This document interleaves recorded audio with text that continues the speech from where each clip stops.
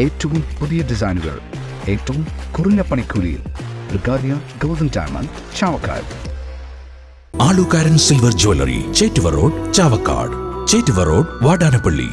കടപ്പുറം Munakkakadavu fish landing സെന്ററിനടുത്ത് ചേറ്റുവ പുഴയോരത്ത് നങ്കുരമിട്ടിരുന്ന മത്സ്യബന്ധന ബോട്ട് ശക്തമായ കാറ്റിൽ ആടിയുലഞ്ഞ് മരക്കുറ്റിയിലിടിച്ചു. ബോട്ടിന്റെ പലക പൊളിഞ്ഞു.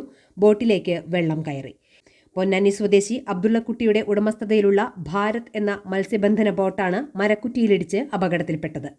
ബോട്ടിലുണ്ടായിരുന്ന 1000 ലിറ്റർ ഡീസൽ നഷ്ടപ്പെട്ടതായും ബോട്ടിന് കേടുപാടുകൾ സംഭവിച്ചതായും സ്രാങ്ക് മുഹമ്മദ് കുട്ടി പറഞ്ഞു. വെളുപ്പിന് പണിക്ക് പോകാൻ വേണ്ടി 5 മണിക്ക് വന്നതാണ്. അന്നേരമാണ് ഇത് ബോട്ട് കാറ്റിക്ക് കയറിയിട്ട് കുറ്റിൻ്റെ പുറത്ത് കിടന്നിട്ട് നന്നായിട്ട് താന്നു പോയി. ബോട്ട് ഡീസലുണ്ടായിരുന്ന 1000, ഇഞ്ചൻ ഓയിൽ, കാട്ടിലെ ഡൈനാമെല്ലാം കംപ്ലീറ്റ്.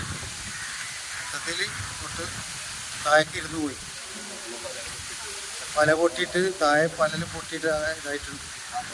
കാറ്റിക്ക് അടിച്ച് ബോട്ട് കരക്ക് കയറി ബോട്ടിൻ്റെ കുറ്റിപ്പുറത്ത് കയറിയതാണ്. കുറേ പണികളുണ്ട്, അത് തീർക്കണം. അങ്ങനെയുള്ള കുറേ കാര്യങ്ങളുണ്ട്. പാടിയിലെ പലരും പൊളിഞ്ഞു പോയി. നൈറ്റ് പൊട്ടിയിട്ട് കുറ്റിൻ്റെ പുറത്ത് കയറിയിട്ട് ബോട്ട് ഒഴിവാക്കാൻ പറ്റാതാണ്. ബോട്ടിന്റെ അരികുവശത്താണ് മരക്കുറ്റി ഇടിച്ച് കയറിയിട്ടുള്ളത്. വിവരമറിഞ്ഞ് ഫിഷറീസ് അധികൃതർ സ്ഥലത്തെത്തി.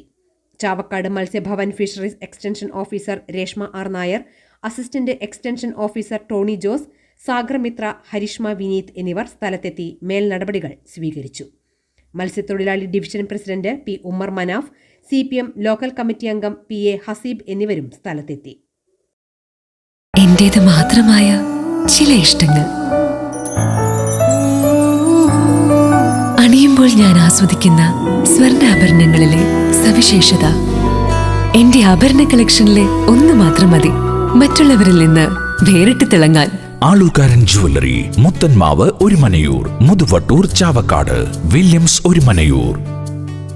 അന്താരാഷ്ട്ര നിലവാരമാർന്ന 100% സംശുദ്ധമായ silver jewellery collections. Handcrafted classic silver ornaments. Platinum പോലെ silver. Alukkaran silver jewellery, Chettuva road, Chavakkad. Chettuva road, Vadanappally. Guruvayur മണ്ഡലത്തിലെ നാട്ടുവാർത്തകളുമായി സർക്കിൾ ലൈവ് ന്യൂസ്.